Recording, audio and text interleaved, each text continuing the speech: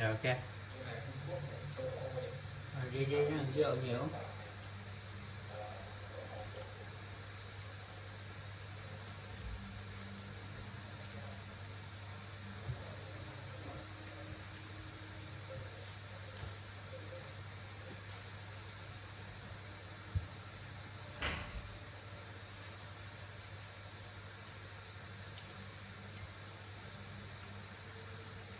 Don't want to.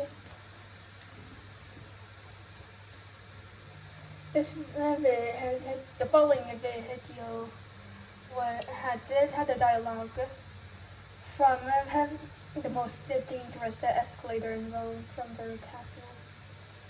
On October 3rd, 2018, thousands of football. Wait, I think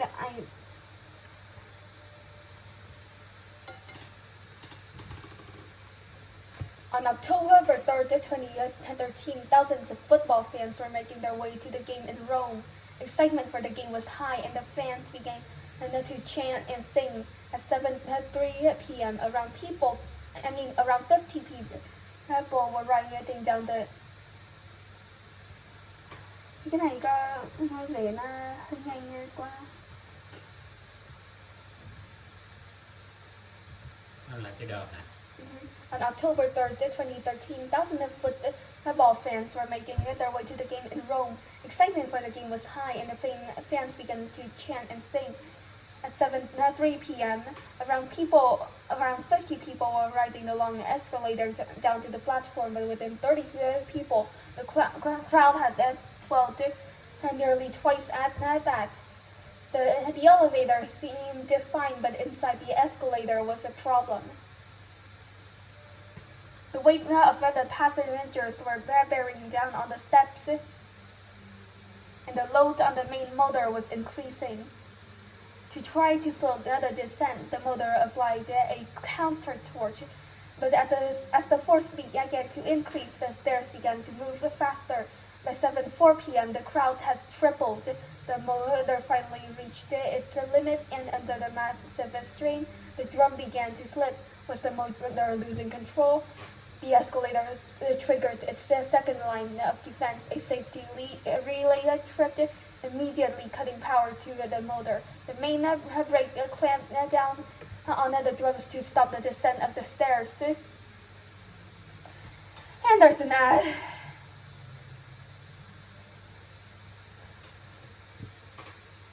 But it failed.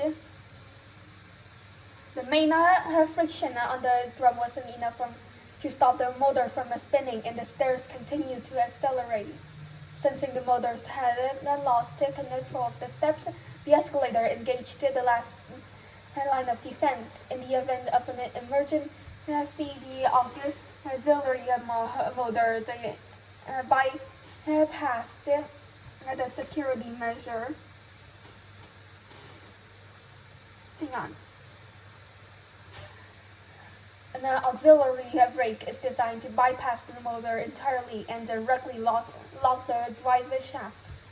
Under normal circumstances, the chance that all three safety measures fail at the same time is vanishingly small. But these weren't normal circumstances. At 7:05 p.m., the third and final safety measure failed, and the stairs began to plummet. Fans were plummeted forward and started streaming down the escalator. Some left over their central barriers in desperation, while others were swept in a crushing pile-up. At the bottom, the landing became a dangerous choke point. Under the pressure, the steps twisted and buckled into jagged metal, leaving 24 people injured. Something like this shouldn't have been possible, and experts at the time knew that something had gone wrong. And they started to suspect foul play. In the aftermath, Rome's transit agency sealed off the site and closed the Republica station for several months. The authorities ordered both a technical and a criminal investigation, and the mayor even publicly vowed to discover the cause of the incident. So investigators began dismantling the wreck, tearing it down piece by piece to reconstruct what had happened. ride the people experienced on the escalator was one of the most terrifying rides of their lives. Maybe it's more similar to the origin of escalators than you might think. Like, what was the first escalator even used for? Do you want to have a guess? It was an attraction in a theme park all the way back in 1896. It has no steps, a 25 degrees incline, and it was essentially just a metal conveyor belt made of metal and wooden parts. It brought people up a full 7 feet before they would have to walk downstairs on the other side. And it was a huge success. Over 75,000 people enjoyed the attraction during its 2-week stay in the old corner on Coney Island. The ride was named the continuous elevator, and its inventor, Jesse, wanted it not just as a proof of concept, but an invention because he saw it as the future of transportation.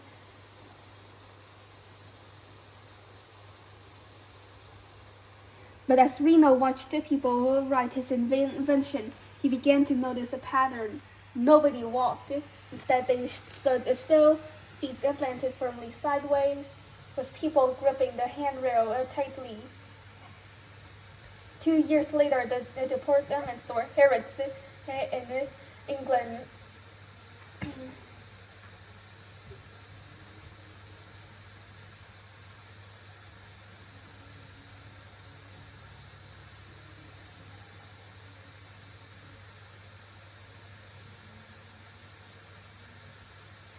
installed a similar device, but the ride was so unsettling that Harrods had to put a staff at the top to offer brandy to men and smelling salts to women, just to calm their nerves.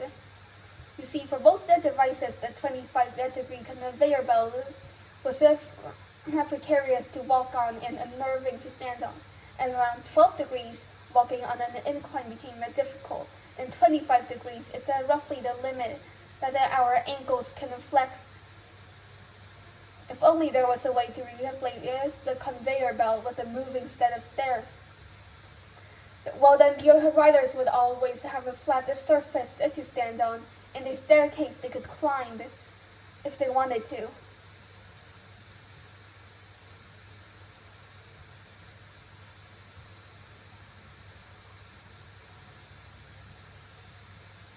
One attempt at a solution had already been around for 4 decades, and it was called the revolving stairs. It consisted of a chain that went around a loop, then fixed stairs shaped blocks were attached to it, creating a flat surface to stand on during the main incline. But as soon as you reached the steps tilted forward, making it treacherous to get off. And a similar problem plagued you at the bottom.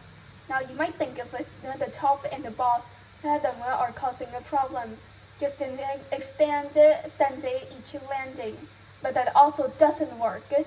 You just end up with a jagged mess for longer. So how do modern escalators solve this problem? I mean, have you ever stopped to think of what happens to the stairs at the top or of the escalator when they disappear? Clearly we have steps around in some sort of loop. But how do they behave on the return journey? What if I gave you 2 options? Do they stay right side up like the cabins in a Ferris wheel? Or do they flip upside down and then flip back again at the other side?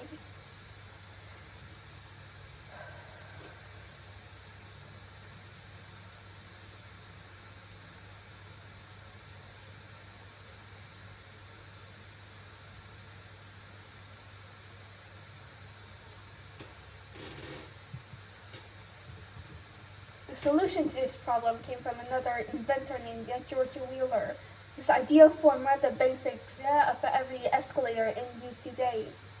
A modern version of it works something like this. A typical subway escalator has an electric motor at the top with a power output of around 50 kilowatts. smaller than most electric cars. This motor spins extremely fast at over 1000 RPM, but it's pretty weak.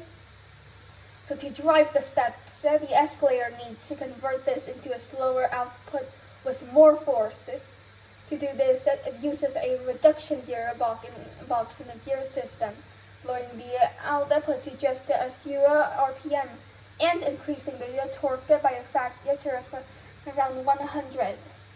The motor is connected with a large sprocket to a reinforced steel chain which pulls the stairs around a loop. The so-called step chain is fitted with wheels to allow it to roll smoothly around curves.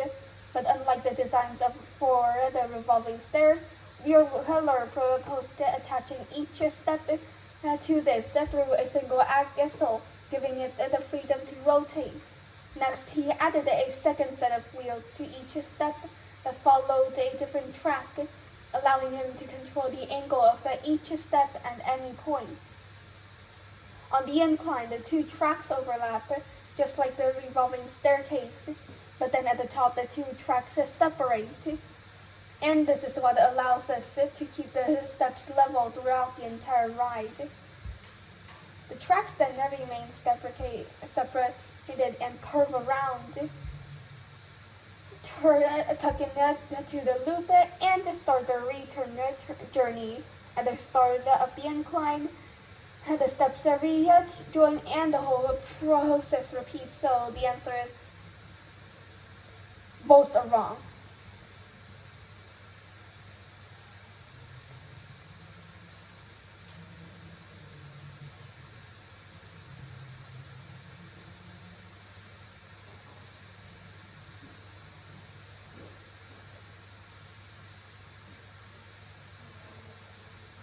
But despite all the modern escalators adopting Wheeler's design, at the time it caught so little attention that he was forced to shelve the idea.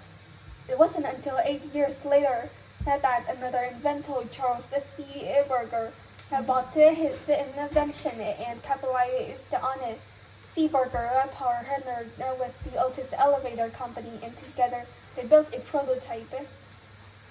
A year later, in the 1900s, they showcased it at the Paris Exposition Universelle. In total, 51 million people flocked to the exposition to see the marvels of modern technology. But one of the most popular attractions was the world's first true commercial elevator.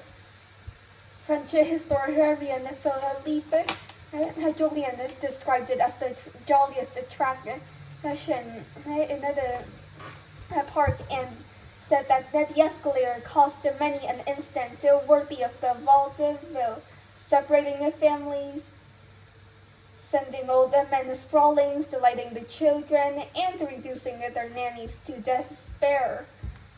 The escalator was even awarded one of the grand prizes of the fair. Shortly after, escalators started being installed in different places all across the world. But these escalators weren't perfect. They had the smooth, flat stairs, and when they reached the top, the stairs would disappear under a wooden board, leaving a dangerous gap between them. Shoelaces, coats, and especially the long skirts in fashion at the time easily got caught in the machinery. One instant, even I saw a 3-year-old girl getting her foot pinched in the gap. And while the girl luckily escaped with injured toes and a missing shoe, something in the design had to change.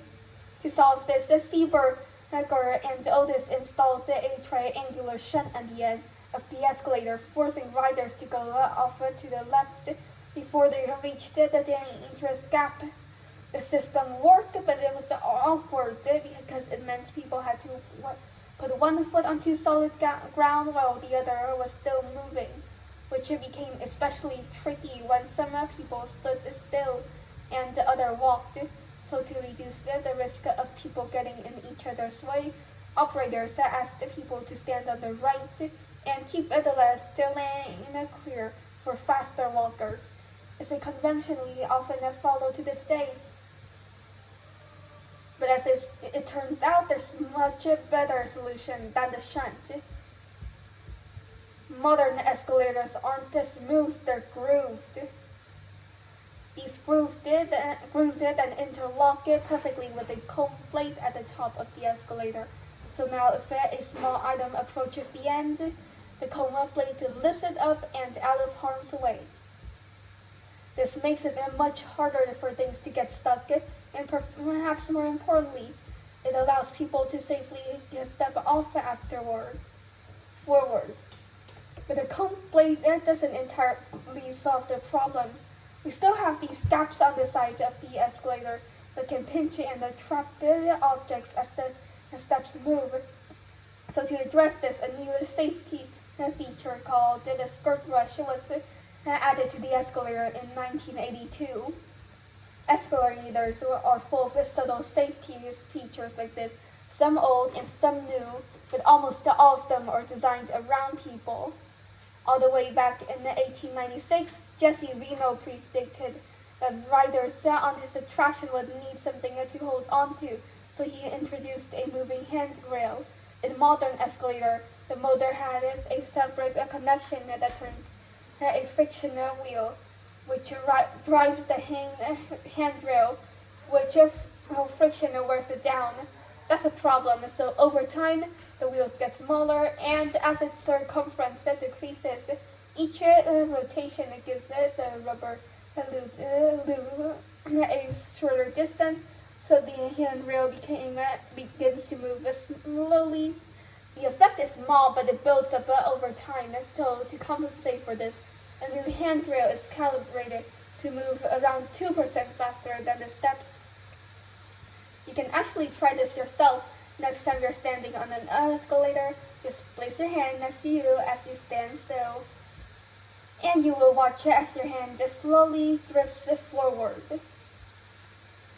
The speed difference stops the handrail from lagging too far behind the steps over time. Because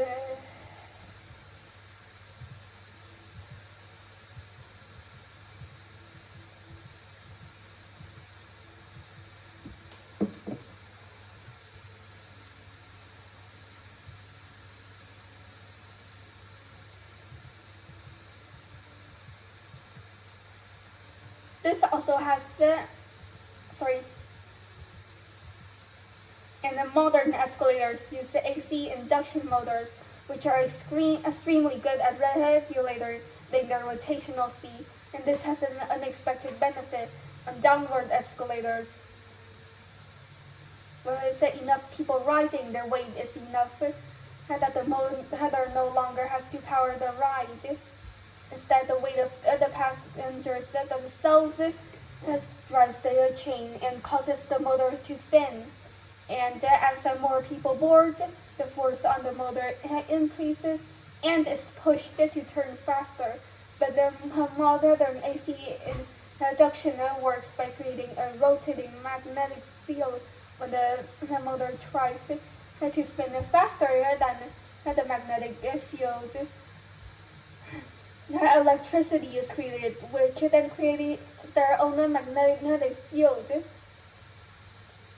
This new field pushes back in the opposite direction to the spin, creating a braking force, which resists the increase in speed. But something interesting happens when the motor resists this. Rather than consuming energy, the physics of the motor flips and uses the excess mechanical energy to produce an electric current. This is called regenerative braking, and this is not the same trick that some electric cars use to recharge their batteries. In effect, the motor turns into a generator. The result is that on a busy day, many modern downward escalators aren't just moving people, they're actually generating electricity. Often this is channeled back into the building's internal grid and used to power other devices, including the upwards escalator, so even the escalator that was invented. by George Wheeler and was installed in 1920 at the Paris exhibition. All of those were regenerators. But there's a point where if you keep adding more weight, the force becomes so strong that eventually the motor can no longer resist it, and without safety measures, it would start accelerating uncontrollably. The stairs would go plummeted down, which is exactly what happened in Rome. After a nearly 2-year-long investigation, the investigators published their 86-page reports inside the list the events that led to the disaster. As fans crowded onto the escalator, their combined weight increased the load on the main motor. The motor tried to resist this change, but as more people funneled on, the force got too high, and it hit a tipping point, and the motor started accelerating uncontrollably. Safety sensors in the machine noted this did a sudden change and triggered two things in a short succession. At first, the power to the motor was cut, and immediately after that, the main brake engaged. Two massive arms clamped it down on the drum to lock it in place and avert a runaway.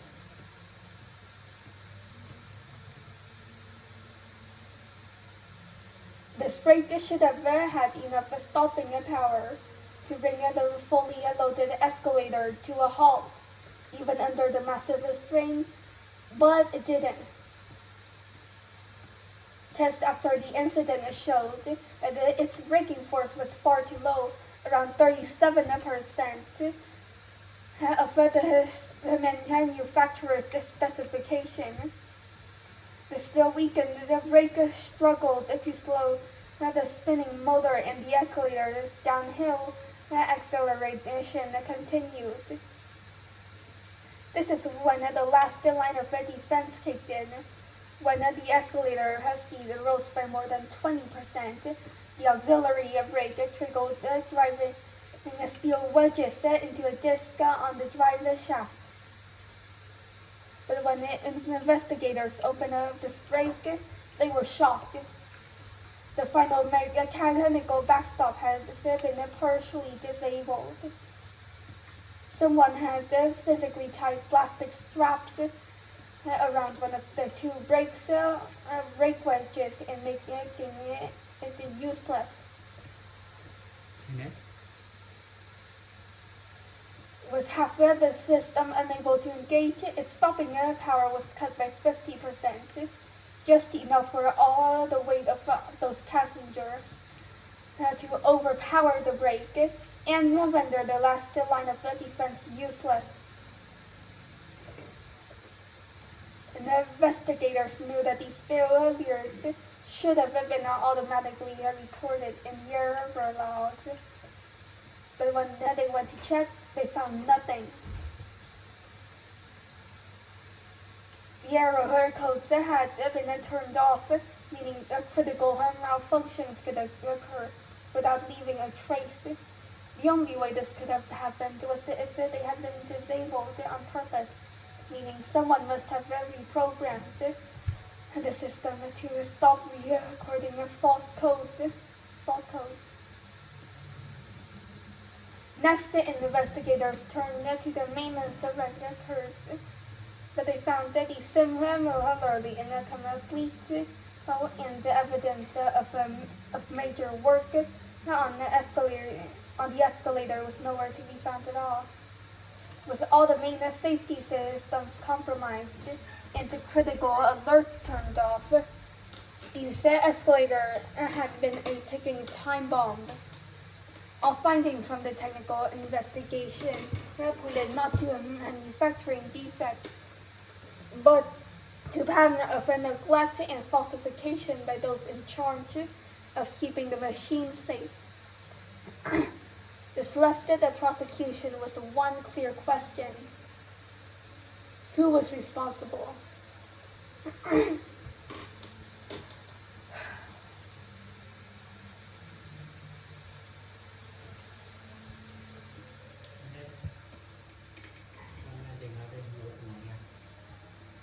Okay. Alright.